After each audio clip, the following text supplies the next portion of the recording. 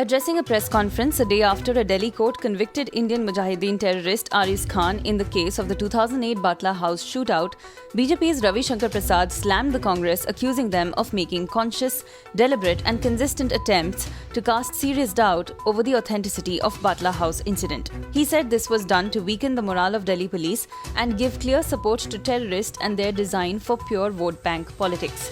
Will Sonia Gandhi, Arvind Kejriwal and Mamata Banerjee apologize for misleading the entire nation over the Batla House encounter case, the Union Minister said. Covaxin has been declared safe, immunogenic with no serious side effects by Lancet that has published its Phase 2 results. Lancet has said that efficacy cannot be determined by Phase 2 trials, but the vaccine made by Hyderabad-based Bharat Biotech is safe and immunogenic. The Lancet report says the results reported in the study of Phase 2 results do not permit efficacy assessments and further corroboration with Phase 3 safety results was required. Rajasthan will run out of anti-COVID vaccines by tomorrow if the centre does not urgently send more supplies, the state government has said, asking the centre for more doses to be sent. The state has slowed down the pace of the vaccination drive with only those who need their second dose being administered the shot today. Union Health Ministry sources, however, deny that there is shortage of vaccines in Rajasthan. Delhi's Deputy Chief Minister Manish Sisodia today presented the state's first e-budget. The 69,000 crore rupees budget has been dubbed as Desh Bhakti or Patriotism budget by the ruling Aam Aadmi Party.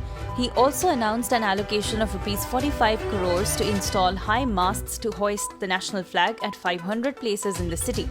An amount of 10 crore rupees will be allocated for programs on freedom fighter Bhagat Singh's life during the 75-week Desh Bhakti celebrations, the Deputy Chief Minister said.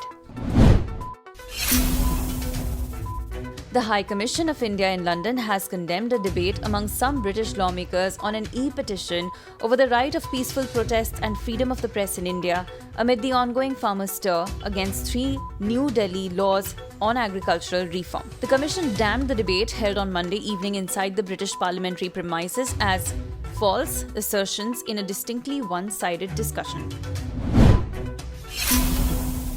The man who had placed an explosives-laden SUV outside Mukesh Ambani's residence in Mumbai has been caught on CCTV. The man wearing personal protective equipment is suspected to have parked the SUV with explosive gelatin sticks outside Mukesh Ambani's residence and Tilla in Mumbai in the last week of February.